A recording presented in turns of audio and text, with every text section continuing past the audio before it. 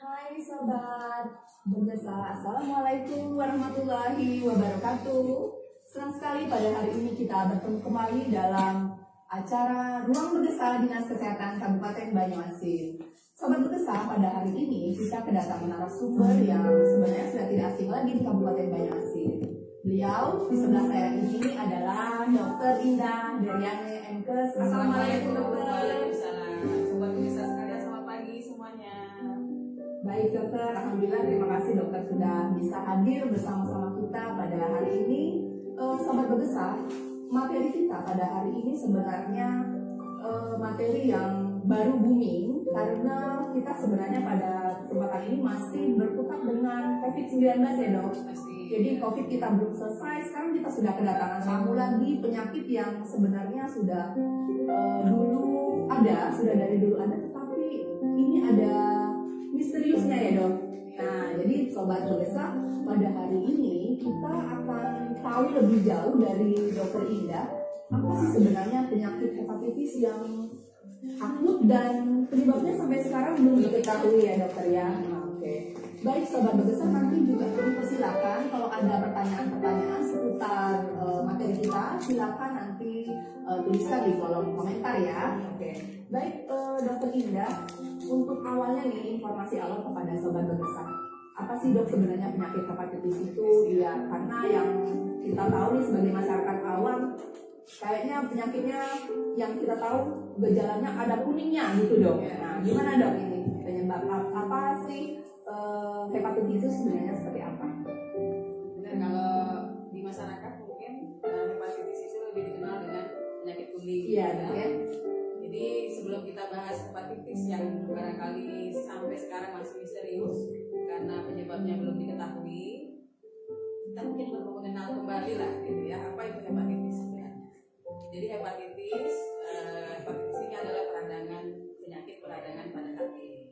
Jadi kalau sebelumnya masyarakat sudah kenal penyakit hepatitis, hanya saja sekarang kembali menyeruak gitu ya kasusnya karena agak menghebohkan gitu ya. Kita belum selesai dengan COVID dan muncul penyakit yang baru.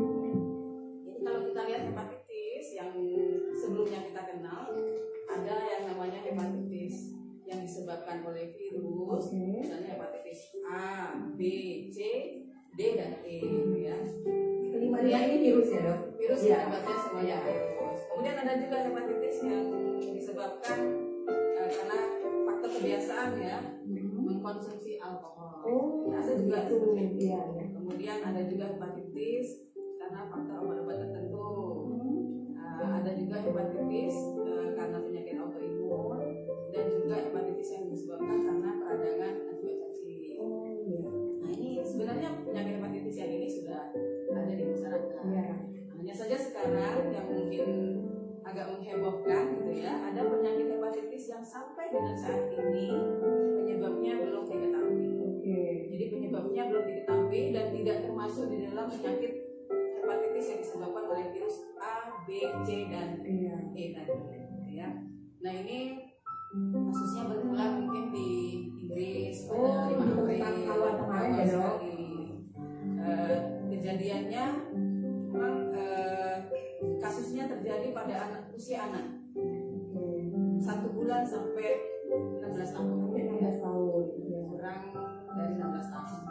Kasus yang terbanyak di Inggris itu malah di usia di bawah 5 tahun.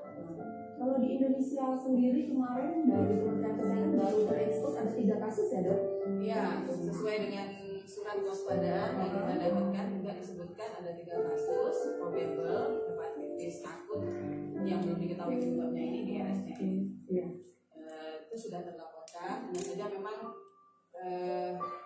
perlu ini ya, karena secara dunia mungkin belum tercatat. Di dunia itu yang tercatat meninggal baru 1. Kemudian memang ada 17 kasus sampai 10%-nya yang sampai memerlukan transplantasi hati. Jadi memang penyakit hepatitisnya akut dan berat, tapi sampai sekarang belum diketahui penyebabnya. Walaupun beberapa hasil pemeriksaan itu bisa mendata penyebabnya itu sebagai virus juga, tapi sampai sekarang itu masih terus dilakukan pemeriksaan. Sehingga masih misterius tadi ya. Masih misterius ya dok, tidak diketahui penyebabnya.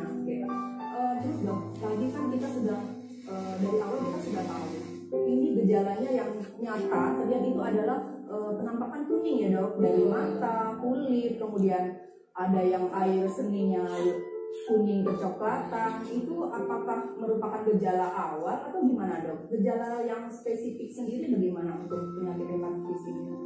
Kalau kita lihat gejala penyakit yang sekarang ini memang mirip gejala penyakit hepatitis pada umumnya. Jadi dia ada gejala awal yang muncul.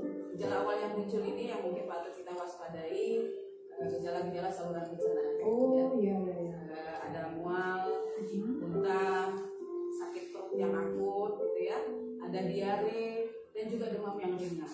Nah tadi kalau sudah ke kuning, misalnya kuning pada mata, kuning pada kulit, nah itu sudah termasuk dalam gejala lanjut ya.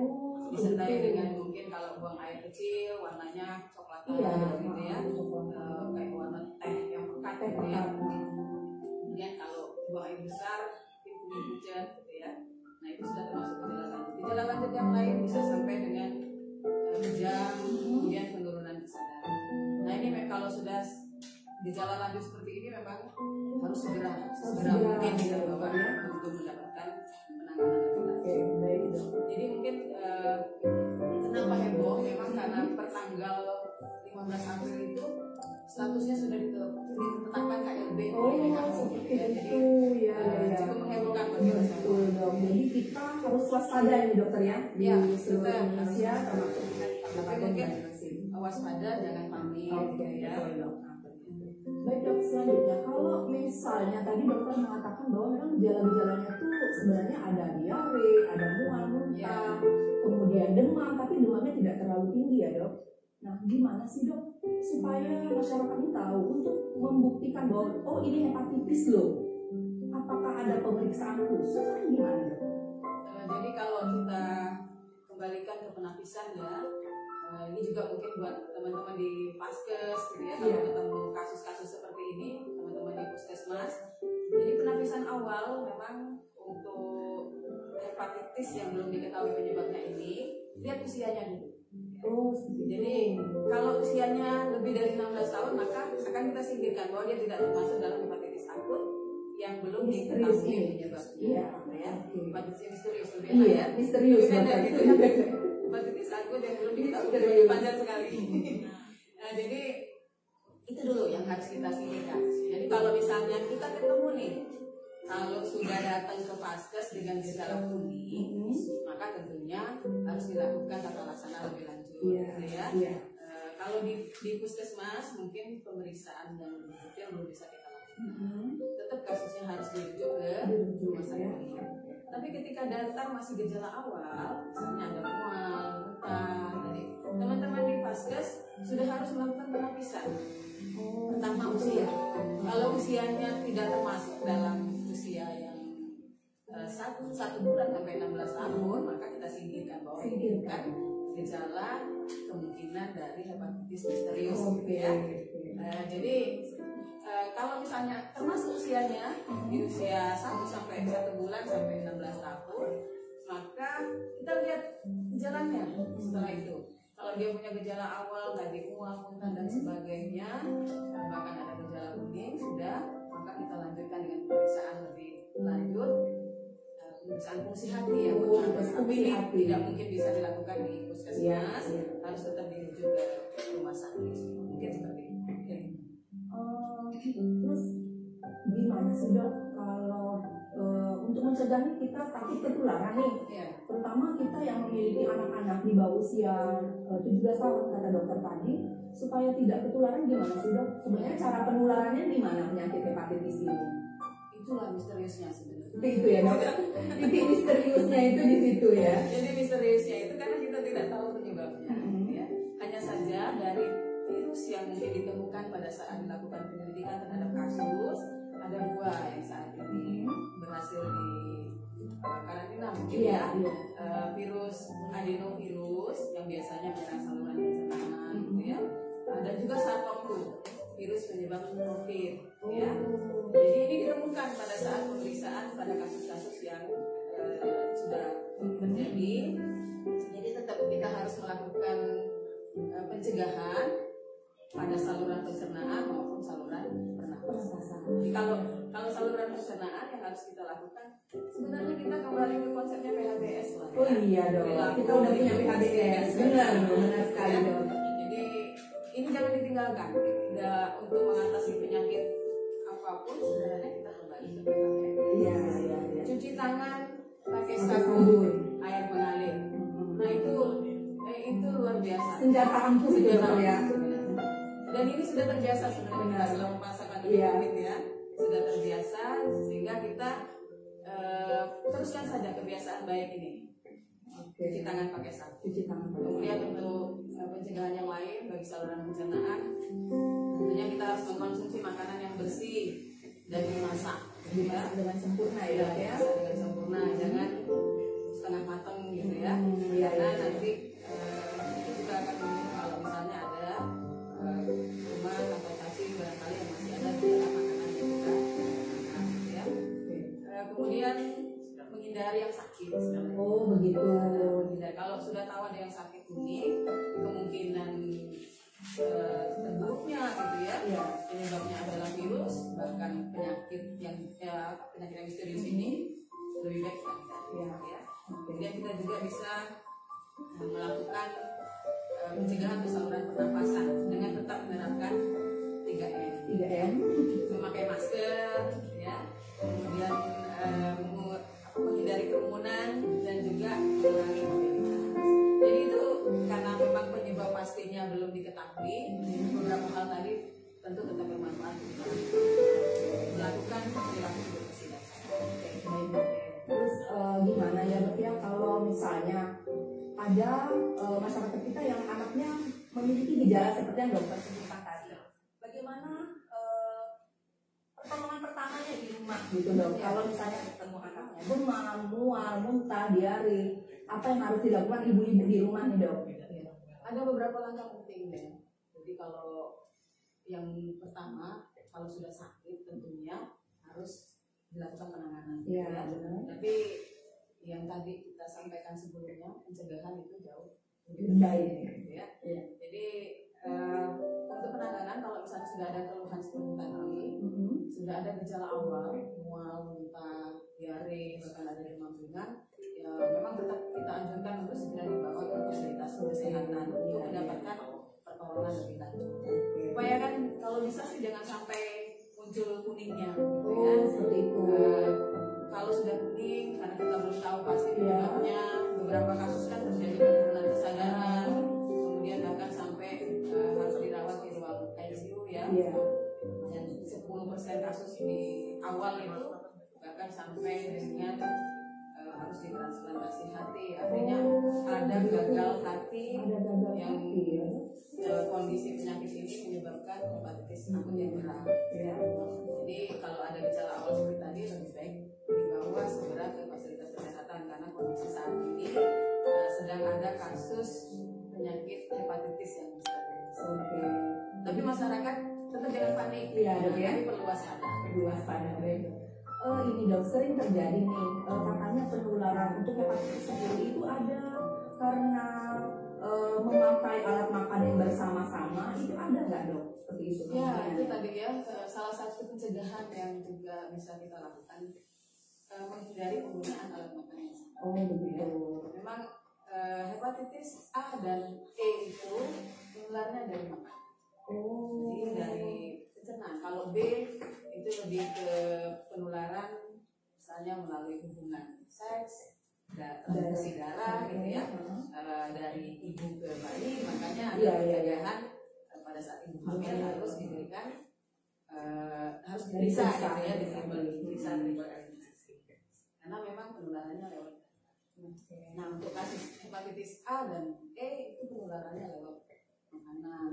Menghindari penggunaan alat makan yang sama itu harus kita lakukan. Jadi memang sebagai tua ini memang harus waspada, tapi jangan panik ya Dok. Baik Dok, sebelum nanti kita lihat pertanyaan-pertanyaan dari teman-teman di Facebook maupun di Instagram, kira-kira Dinas Kesehatan Kabupaten Banyuasin sendiri ada upaya apa ya Dok ya untuk mencegah, apakah ini supaya tidak meluas atau kita memberikan informasi atau ada upaya-upaya lain Dok? Gimana Dok dari Dinas Kesehatan sendiri?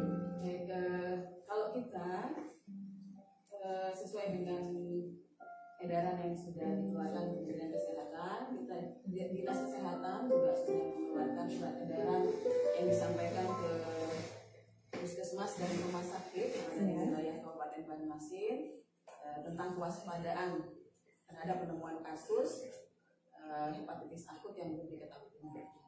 Jadi surat edaran ini sudah disampaikan dan didistribusikan ke seluruh fasilitas kesehatan yang ada. Di dalamnya kita tetap menghimbau kepada puskesmas dan rumah sakit juga ya, ke teman-teman puskesmas untuk mewaspadai kalau ketemu kasus-kasus dengan sindrom jaundice atau sindrom kuning ini gitu ya. Kemudian juga mengaktifkan penguatan surveillance-nya di puskesmas ya. Kemudian melakukan notifikasi kalau ketemu kasus, jadi melaporkanlah sesuai dengan alur yang sudah ada. Nah itu sudah kita lakukan. Begitupun surat edaran ini disampaikan ke rumah sakit. ini sebagai bentuk upaya agar kita tetap waspada, ya, waspada dan untuk deteksi dini terhadap respon penyakit yang ada di lingkungan. Oke, baik dok. Ini kemudian ya dokter, kalau di dinas kesehatan sendiri sebenarnya kita sudah ada upaya ya yang sudah sejak dulu dilaksanakan, misalnya ada imunisasi untuk bayi, kemudian penapisan ibu hamil tadi ya dokter ya. Apakah ini ada hubungannya dok dengan pencegahan penyakit hepatitis misterius ini dok? Gimana dok? Kalau imunisasi yang sudah dilakukan pada bayi hepatitis B0 ya, itu begitu bayi baru lahir langsung diberikan ya, lebih ke untuk pencegahan terhadap hepatitis B. Kalau misalnya ini kan belum diketahui penyebabnya, masih misterius tadi. Jadi penyebab belum tahu, tentunya pencegahan spesifiknya juga pasti belum ketemu. Ya. Tapi ya tetap untuk pencegahan terhadap hepatitis yang terkait itu penting juga pada bayi dan pada ibu hamil. Ya, jadi tetap imunisasi yang selama ini sudah dilaksanakan juga harus dilakukan. Iya, tetap harus dilakukan. Walaupun memang hepatitis yang misterius ini belum diketahui sampai sekarang penyebabnya. Misterius. Oke, baik.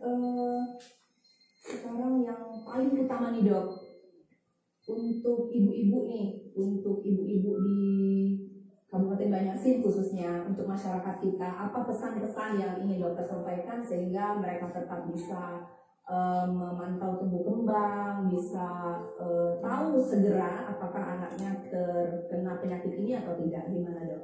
Baik, kalau misalnya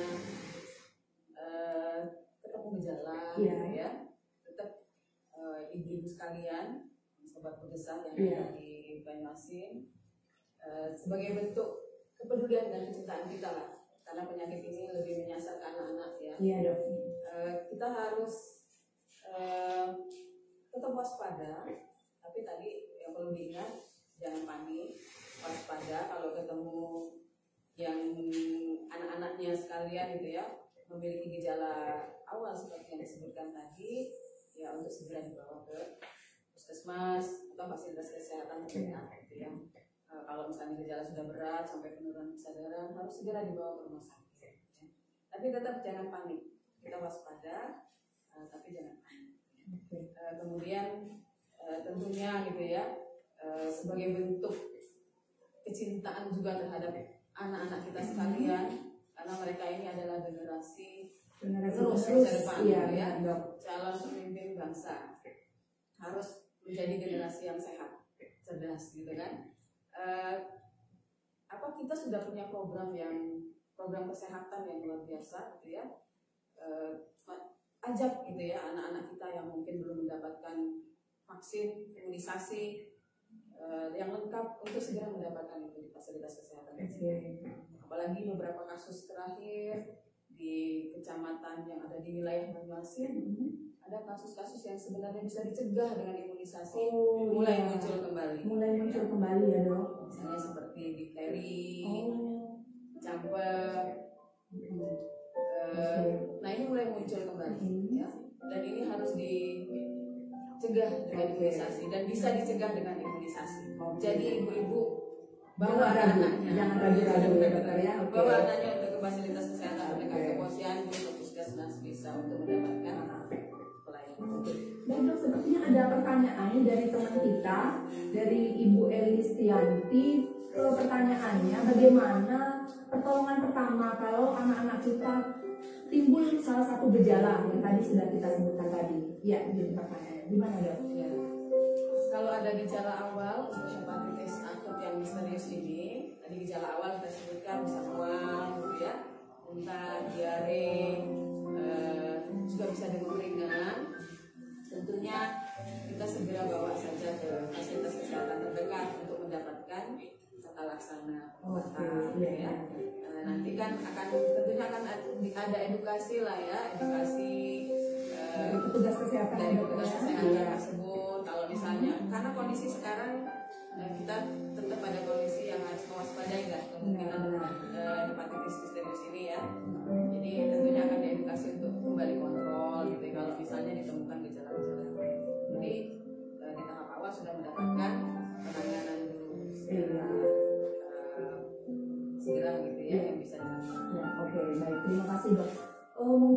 terakhir dok, barangkali perlu diingatkan bahwa ke depan ada kegiatan imunisasi atau apa yang bisa diingatkan dari masyarakat dok? Jadi tadi menyambung banyak sekali penyakit yang mulai muncul ya, yang harusnya bisa dicegah dengan imunisasi. Tidak jauh-jauh, bukan di belahan dunia yang lain gitu ya, tapi di Banyuasin begini ada muncul penyakit difteri, campak yang harusnya sudah bisa dicegah dengan imunisasi. Maka jangan ragu-ragu untuk bawa anak-anak kita sebagai bentuk kepedulian kita dan kecintaan kita pada anak-anak kita. Bulan 5 ini ada program bulan imunisasi anak nasional. Oh iya ya. BIAN ya dokter ya. Kalau dulu bulan imunisasi anak sekolah, nah sekarang bulan imunisasi anak nasional. Bedanya kalau sebelumnya mungkin imunisasi tertentu ya, misalnya ini ada tambahan imunisasi kejar. Jadi di dalamnya itu ada tetap kampanye campak dan rubella, karena Indonesia kan akan mempersiapkan untuk eliminasi campak rubella di tahun 2023. Oh begitu. Kita sukseskan kampanye campak rubella ini, membawa anak-anak kita untuk divaksin, diimunisasi pada bulan 5 ini. Bisa mendatangi posyandu atau pos imunisasi besar, ya. Jadi bisa mendapatkan imunisasi campak dan rubella, dan juga imunisasi yang mungkin anak-anaknya belum lengkap selama ini. Misalnya kalau belum dapat DPT gitu ya, DPT keberapa atau polio, nah itu bisa ditambahkan pada saat pelayanan bulan imunisasi anak nasional di bulan 5 ini. Jangan ragu-ragu untuk dibawa. Iya, makasih sobat imunisasi sekalian. Ada satu lagi nih dok, pertanyaan dari teman kita di Puskesmas Jakabaring ya dokter ya. Katanya apakah ada hubungan penyakit hepatitis misterius ini dengan vaksin COVID-19? Sebenarnya ini pertanyaan ini sering muncul di sosial media dan barangkali sudah tahu lah kita arahnya kemana, karena barangkali yang perlu ditekankan adalah hubungannya itu tadi. Bagaimana dok menurut dokter? Ini termasuk yang banyak ya? Iya, banyak sekali pertanyaan seperti ini. Karena memang ya kita tahu kalau hati itu tempat metabolisme segala macam, baik makanan, obat gitu ya. Jadi ya kalau obat-obatan tertentu juga bisa menjadi toksik untuk di hati gitu ya. Maka muncullah kecurigaan mungkin vaksin COVID juga bisa menyebabkan hepatitis akut ini, karena memang hepatitis ini sebelumnya belum ada. Begitu pandemi COVID muncul ya. Jadi dihubung-hubungkan. Jadi kalau kita lihat apa ya, kejadian di Inggris itu yang hampir 75% kasus penderita hepatitis misterius ini itu terjadi pada anak usia di bawah 5 tahun. 5 tahun kita tahu belum dapat vaksin kan?